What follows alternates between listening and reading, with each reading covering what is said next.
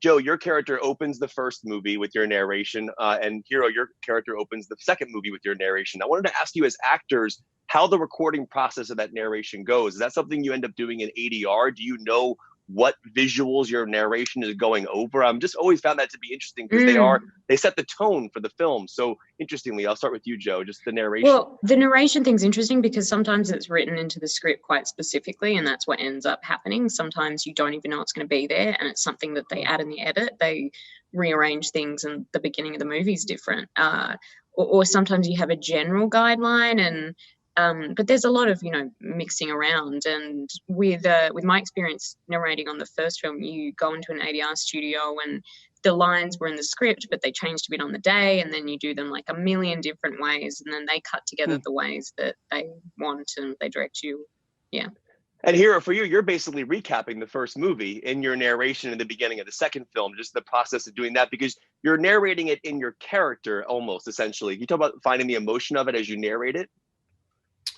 Yeah, I mean, as Joe said, sometimes it's more specific, and sometimes like the description in the script of what it's going to go over might change in the actual end product. But in the edit room, they're always trying to make the whole end product as good as it can be. So they're always helping you as opposed to making it worse. So you've always kind of got that safety net.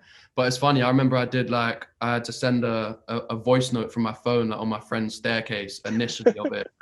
And then, as I say, I think a lot of the time it's just constantly evolving. So sometimes if the shots change or they don't get one or they need to add something else, it's kind of constantly evolving, and you just trust the process and trust the edit, and they will make it look great in the end. In general, you're personally on your own lives, how the characters have affected you outside of the film. Do you take aspects of Tessa or Hardin with you? Yeah, and I think that's more the behind the scenes stuff, to be honest. I was never in a movie where you had to be in every scene before in the first film, and that's just, you learn so much from having to do that. So I think behind the scenes there's lots of things that I've taken and that have changed. And with her character specifically, I'm not sure. I think I'm probably, sometimes you have a better understanding of things when you have perspective, but yes, I'm not sure yet. Yeah, and for you, Hero, anything particular that changed?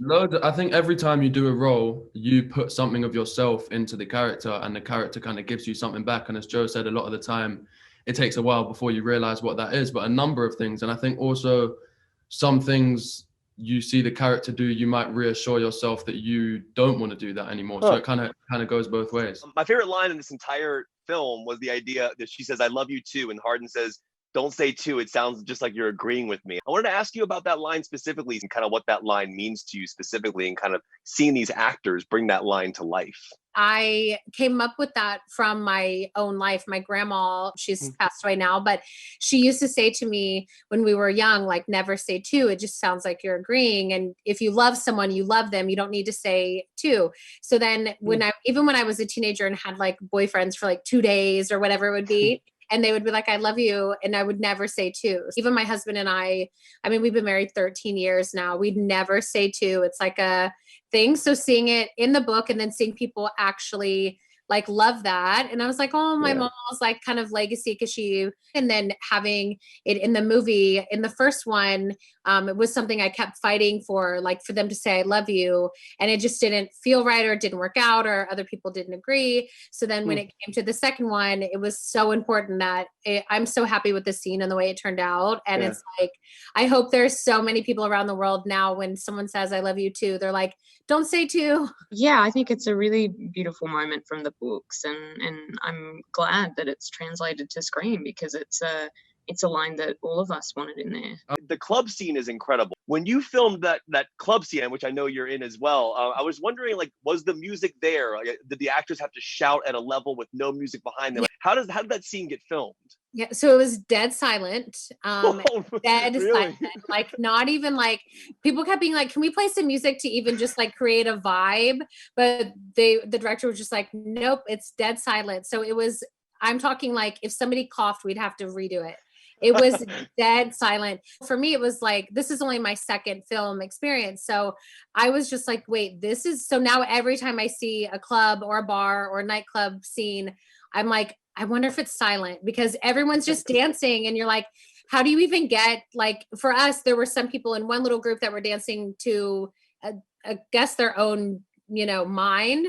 And then another group would be dancing, and they wouldn't be dancing like they were dancing to the same song. So it was fascinating to me to have like this nightclub full of extras, dead silent, and Joe and Dylan like yelling at each other. And we kept having to be like, be a little louder because there's going to be music and voices and glasses clinging and all of those things. So that was one of those kind of technical things that I learned during that day where I was like, oh, this is how it's done.